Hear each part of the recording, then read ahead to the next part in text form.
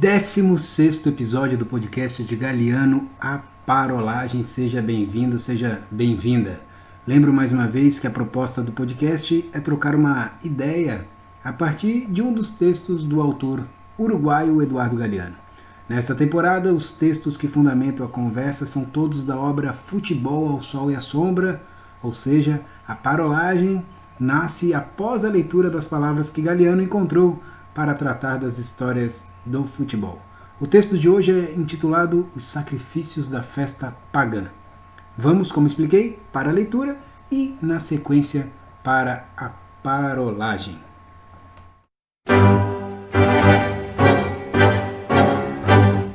Os Sacrifícios da Festa Pagã. Em 1985, os hooligans, fanáticos ingleses de triste fama, mataram 39 torcedores italianos nas grades do velho estádio Heysel, em Bruxelas. O Liverpool estava disputando a final da Copa da Europa com o Juventus da Itália, quando os hooligans atacaram. Os italianos, encurralados contra um muro, caíram, esmagando-se uns aos outros ou foram lançados ao vazio. A televisão transmitiu ao vivo a carnificina e também transmitiu a partida, que não foi suspensa. A partir de então, a Itália foi território proibido para os torcedores ingleses, mesmo que tivessem certificados de boa educação. No Mundial de 90, a Itália não teve outro remédio senão permitir a entrada das torcidas na ilha de Sardenha, onde ia jogar a seleção inglesa. Mas entre elas eram mais numerosos os agentes da Scotland Yard que os torcedores de futebol. E o próprio ministro dos esportes do governo britânico encarregou-se de vigiá-las pessoalmente. Um século antes, em 1890, advertia o jornal londrino The Times, abre aspas, nossos hooligans vão de mal a pior, e o pior é que se multiplicam. Eles são uma excrescência monstruosa de nossa civilização, fecha aspas. Em nossos dias, essa excrescência continua dedicando-se ao crime, usando o futebol como pretexto. Onde os hooligans aparecem, semeiam um pânico. Levam o corpo tatuado por fora e cheio de álcool por dentro. Diversos trastes patrióticos pendurados no pescoço e nas orelhas. Usam manoplas e capacetes e transpiram violência a jorros enquanto uivam Rule Britannia e outros rancores do Império Perdido. Na Inglaterra e em outros países, os brigões também ostentam com frequência símbolos nazistas e proclamam seu ódio aos negros, aos árabes, aos turcos, aos paquistaneses ou aos judeus. Vão para a África, rugia um ultra do Real Madrid que se divertia espancando negros, abre aspas, porque vieram tomar o meu trabalho, fecha aspas. Com o pretexto do futebol, os nazi-skins italianos vaiam os jogadores negros e chamam os torcedores inimigos de judeus. Hebrei, gritam. Mas as turmas da pesada que ofendem o futebol como o bêbado ofende o vinho não são um triste privilégio europeu. Quase todos os países sofrem com elas, alguns mais, outros menos, e os cachorros raivosos do futebol se multiplicam nos tempos que correm. Até há alguns anos, o Chile tinha as torcidas mais cordiais que já vi. Homens e também mulheres e crianças capazes de oferecer espetáculos musicais que, nas arquibancadas, competiam com o júri e tudo. Hoje em dia, o Colo-Colo conta com suas quadrilhas briguentas. A Garra Branca e os da Universidade de Chile se chamam os de baixo. Em 1993, Jorge Valdano calculava que nos últimos 15 anos tinham morrido mais de 100 pessoas, vítimas da violência nos estádios argentinos. A violência, dizia Valdano, cresce na proporção direta das injustiças sociais e das frustrações que as pessoas acumulam na sua vida cotidiana. As galeras pesadas se nutrem em todas as partes de jovens atormentados pela falta de trabalho e de esperança. Uns meses depois dessas declarações, o Boca Juniors de Buenos Aires foi derrotado por 2-0 pelo River Plate, seu adversário tradicional. Na saída do estádio, 2 torcedores do River caíram mortos a tiro. Empatamos por 2-2, comentou um rapaz torcedor do Boca Juniors, que a televisão entrevistou. Numa crônica que escreveu em outros tempos e a propósito de outros esportes, Dione Crisóstomo retratou os torcedores romanos do segundo século depois de Cristo. Abre aspas. Quando vão ao estádio, é como se descobrissem um depósito de drogas. Esquecem-se completamente de si mesmos e sem nenhuma vergonha dizem e fazem a primeira coisa que lhes vem à cabeça. Fecha aspas. A pior catástrofe da história do esporte ocorreu ali, em Roma, 4 séculos depois. No ano de 512, milhares de pessoas morreram. Dizem que 30 mil, custa acreditar, numa guerra de rua que as 2 torcidas inimigas travaram durante vários dias. Mas não eram torcidas de futebol, e sim de corrida de quadrigas. Nos estádios de futebol, a tragédia que atingiu mais vítimas foi a de 1964, na capital do Peru, quando o árbitro anulou um gol. Nos minutos finais de uma partida contra a Argentina, choveram laranjas, latas de cerveja e outros projéteis das arquibancadas ardentes de fúria. As bombas de gás e os tiros dos policiais provocaram, então, uma fuga desesperada. A carga policial esmagou a multidão contra os portões de saída, que estavam fechados.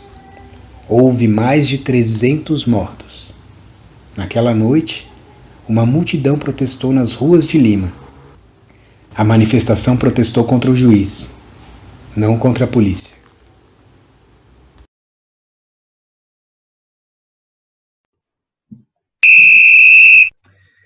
Décima sexta parolagem, neste 16º episódio de Galiano, a parolagem. Para fazer esse bate-papo, o meu camarada, meu amigo Lenine, tá tudo bem com você aí, cara?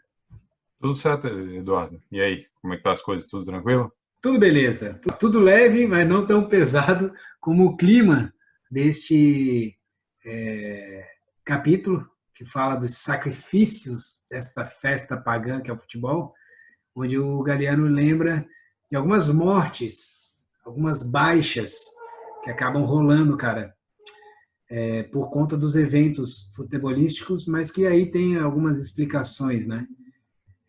Digo, sociais, não era necessariamente futebol, às vezes o futebol é o segundo plano daquela confusão, daqueles acidentes, e às vezes acaba sendo também o motivador, né? Mas enfim, o Galiano ele inicia o trecho tratando da tragédia de Bruxelas. Levantei aqui os dados, aconteceu no dia 29 de maio de 1985. Liverpool e Juventus, cara, na final da Taça Europa, que depois se transforma aí na Liga dos Campeões, tem um saldo triste de 39 mortos, né, esmagados, pisoteados, caídos. E o Galiano ele critica, ao descrever, lembrar desse episódio, que rolou uma continuidade da partida. Então, essas mortes, esse confronto das torcidas ali, das torcidas não, né? Uma torcida que chega escancarando, né, cara? Sim, sim. E aí ele faz uma crítica sobre a continuidade dada a partida. Então já tinha ocorrido a tragédia, em meio lá atendimento. Eu acho que teve um atraso, se eu não me engano, no horário do jogo, mas o jogo aconteceu. E aí o Galiano já começa criticando. Eu te pergunto, Lenine, até o que você acha, cara? Daria, imaginando ali o tamanho daquela tragédia, mais de 30 pessoas, quase 40 pessoas mortas, né? Sim. Você acha que tinha clima para fazer a partida, cara? Eu acho que não. Eu acho que a partida tinha que ser cancelada, tinha que ser acabada. Mas sempre tem interesses comerciais, né? Às vezes eles pensam que é válido perder vidas do que perder dinheiro, né? Então Então sabe, segue o jogo. interesses comerciais, cara, né? Já imagina a quantidade de patrocinadores, enfim, se bem que a gente ainda está falando de uma época do futebol já negócio, né? Como a gente viu aqui, principalmente por causa do João Avelange, Mas ainda não eram as cifras multimilionárias que a gente vai ter aí a partir da década de 90 e principalmente a partir dos anos 2000.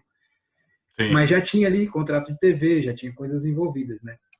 O sim. Platini, cara, eu vi uma entrevista dele no YouTube a respeito desse episódio. Platini, ex-presidente da UEFA, ele estava em campo naquela situação. Desculpa a minha ignorância, mas não vou lembrar em qual dos times. Mas ele disse que ainda bem que eles jogaram. Ou melhor, vou até aqui, ó, abre aspas, ainda bem que jogamos. Né? Porque senão a tragédia, na opinião dele, seria ainda pior. Difícil apontar assim, se foi bom ou não foi bom. O fato é que é estranho os jogadores, principalmente após a partida, descobrirem que ali, ao lado, aquele, né, atrás da trave ali, aquele espaço ali, teve tanta gente sendo morta, ao mesmo tempo que eles estavam ali comemorando, vibrando. É muito esquisito isso, né, cara? Tu acha que mudou muita coisa de lá para cá, na questão da violência? Ah, Porque, eu acho. assim, na Inglaterra mudou, parece. A punição é bem grande e não existe mais esses torcedores aí. Eu acho que eles foram banidos, acabou mesmo, assim, diminuiu bastante. Eu acho que. E no Pode falar. futebol, o que tu acha? Eu acho que, infelizmente, cara, a gente acaba tendo uma naturalização desses episódios, assim. Digo, a gente perde a sensibilidade para eles. Aconteceu briga de torcidas na final da Copinha de São Paulo, Palmeiras e São Paulo. Aí teve lá, sei lá, um morto lá. E tem inclusive uma cena mostrando o cara dando uma sarrafada no outro lá que cai, sei lá, inconsciente. A gente, nossa, que horrível. Aí passa-se um tempo, a gente briga não sei aonde, lá na Turquia, sei lá. Morreu dois. A gente, nossa. Depois na Argentina morre não sei o quê, no clássico lá teve confronto das torcidas. Morre mais um. Ah, sabe, a gente vai perdendo a capacidade de ser mais sensível a isso. Até, aproveitando a ocasião, não sei em que momento as pessoas estarão nos escutando, mas a gente está gravando aqui em meio à pandemia, todo dia morre no Brasil aí mais de 1.000 pessoas, e a gente está num momento que 39 mil, 40 mil pessoas parece que é a mesma coisa. Não é, né? Por mais que alguns representantes aí da nação façam pouco caso. Mas é horrível sair de 39, é horrível ter chego a 39 mil, e é horrível sair disso e chegar a 40 mil, e vai ser horrível chegar a 41 mil. Enfim, mas a Mas gente o vai. sentimento, eu fico pensando no sentimento, o sentimento só é dado quando é muito próximo. É, Enquanto for rostos desconhecidos, aí não vai ter jeito. é Aí verdade. tu normaliza a situação. Morreu, mas eu não conheço, não vi, não sei aonde é, tá longe daqui, então tá tranquilo. Cara, olha só, você falou uma coisa bem. Me fez lembrar um colega que eu tive de trabalho, na época que eu dava aula de informática, né? De programas aí, de computador, assim. E era um projeto da universidade, tinham várias oficinas de informática para os alunos da universidade mesmo. E tinha um colega de trabalho que também dava o curso. Um dia eu sentei no fundo da sala dele para ficar estudando lá, de licença, ele deixou. Eu fiquei lá, mas fiquei escutando o que o cara estava falando. E ele estava conversando com a turma dele, cara, que ele achava o máximo, ó, tô falando de 2003, se eu não estiver enganado, 2003, 2004. Então a gente tinha internet, mas era outro acesso, era outra conexão. Mas como ele fazia uso de algumas salas de bate-papo para conhecer pessoas, para treinar idiomas e para conhecer pessoas ao longo do mundo, ao redor do mundo. E o cara daí estava justificando lá e ele falou que era importante isso, porque na medida que ele tiver amigos em outros países, ele vai ficar mais sensível às coisas que aconteciam no mundo. E aí na época, cara, ó, talvez o ano esteja errando o ano, mas teve um terremoto na Turquia, assim, de deixar bastante gente morta. Puta, tomara que não esteja errando aqui o país também para não passar vergonha. Mas um terremoto em algum país com vários mortos. E ele estava demonstrando assim, cara, estou preocupado, porque eu tenho um conhecido que mora lá e eu perdi contato com ele. Ainda não tive uma resposta para saber se ele está bem ou não. Enquanto que para muitas pessoas, mais um terremoto lá, com sei lá quantos mortos. Entendeu? Tanto faz Para quantos morrerem. para ele já fez diferença por criar essa conexão, né? E aí? Sim. E aí eu acho que dá até para puxar uma coisa do texto, cara, que é o seguinte, esse meu colega estava nessa busca de criar conexões com pessoas de diferentes países, diferentes culturas, mas tão seres humanos quanto ele, quanto eu e quanto você. Menos você, Lenin. Mas enfim. E o Galeano, brincadeira, o Galeano ele menciona, cara, que nos hooligans um dos problemas era, ele denuncia, né, o patriotismo, que acabava se expressando até como uma manifestação quase que nazista, assim, né?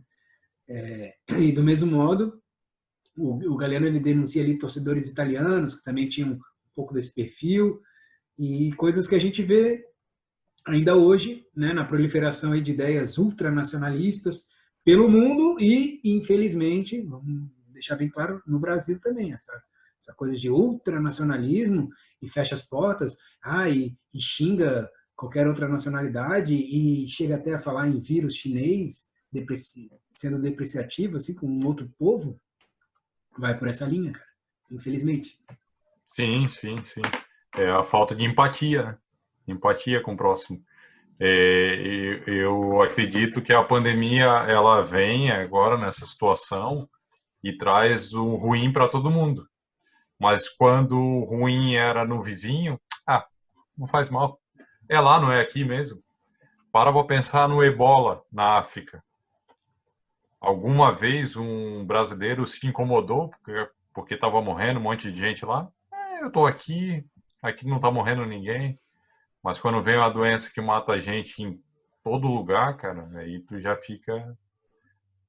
Não, não que tu fique mais humanitário, mais sensível a essa questão, mas tu sente na pele porque está acontecendo aqui também, né? É verdade, verdade. Então passa um pouco por a gente desenvolver, né, exercitar esse olhar empático, como você falou aí, usando a empatia, de se colocar no lugar do outro e ser sensível à existência do outro, à cultura do outro. Cara, eu vou te fazer uma pergunta bem forte, difícil, tá?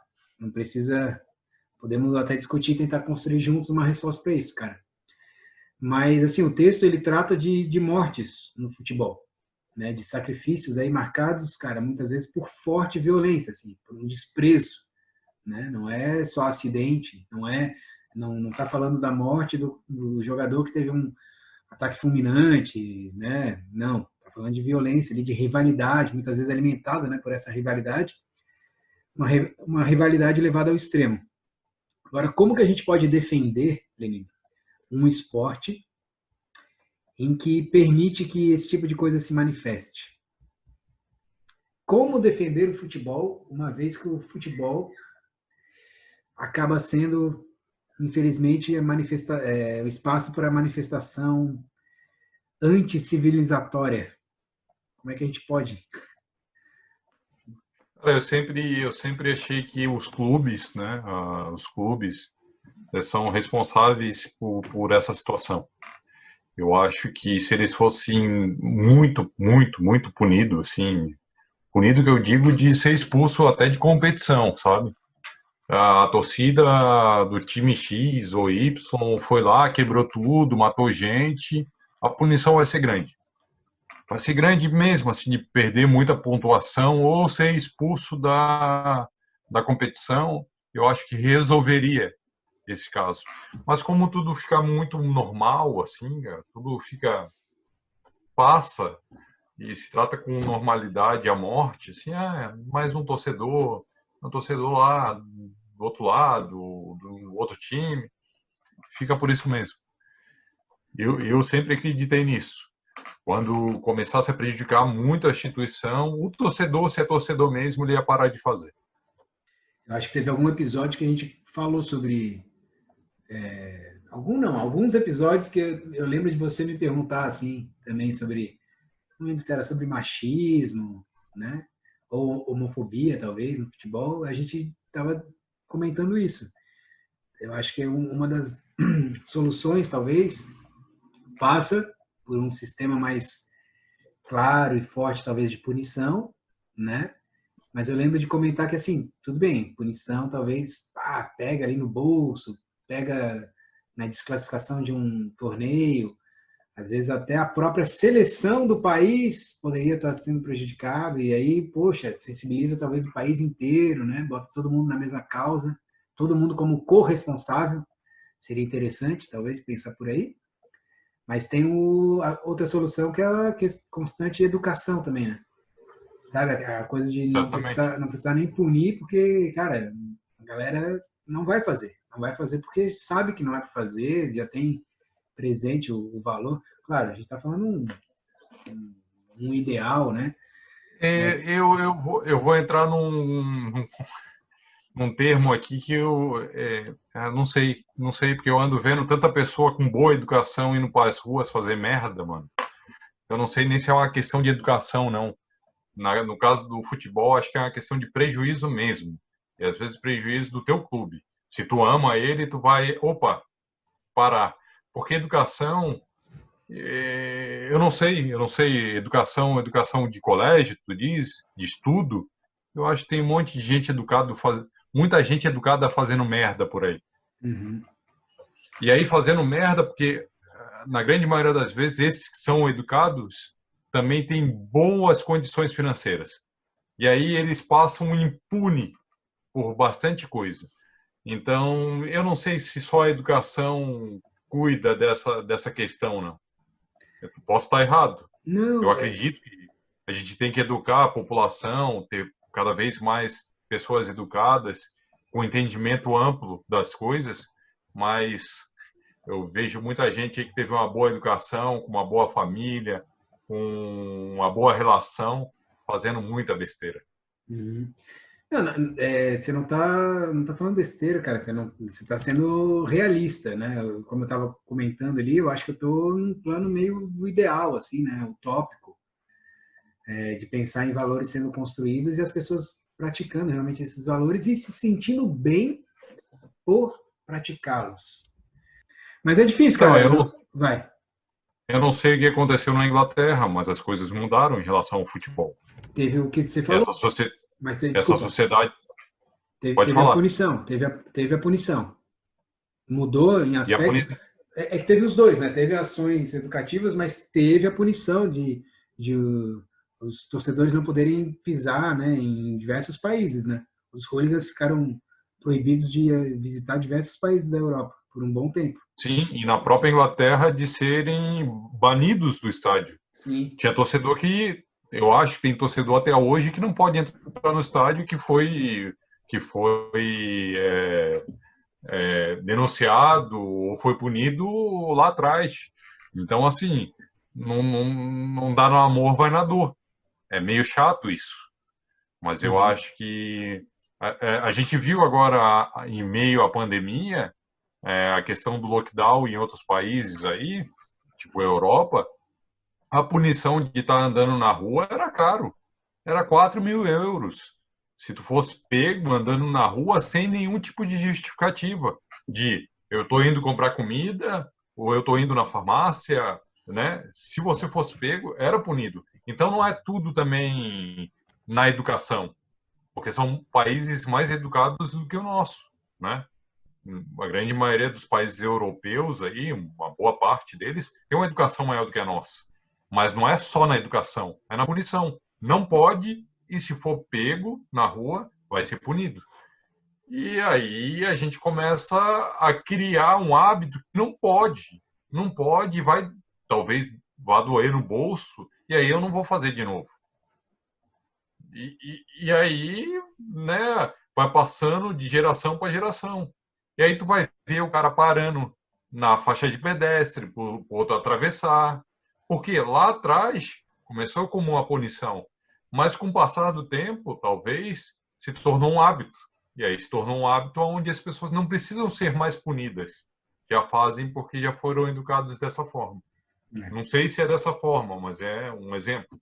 Não, combinar talvez essas duas estratégias seja mais efetivo, mais eficaz, assim, né? Mais rápido, né?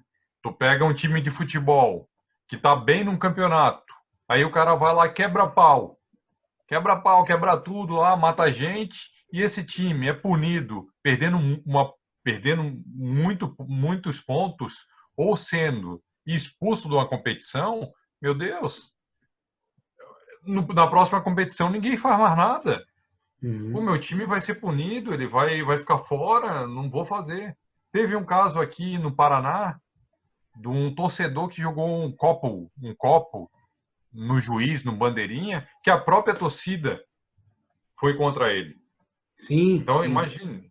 imagine a situação de há um tempo atrás todo mundo jogava coisa no bandeirinha, jogava coisa no juiz, e dessa vez o cara jogou e o outro torcedor pensando, meu time vai ser prejudicado, vai perder mando de campo, vai ser punido. Não, tu não pode fazer isso, cara, tu tá maluco, tu quer prejudicar.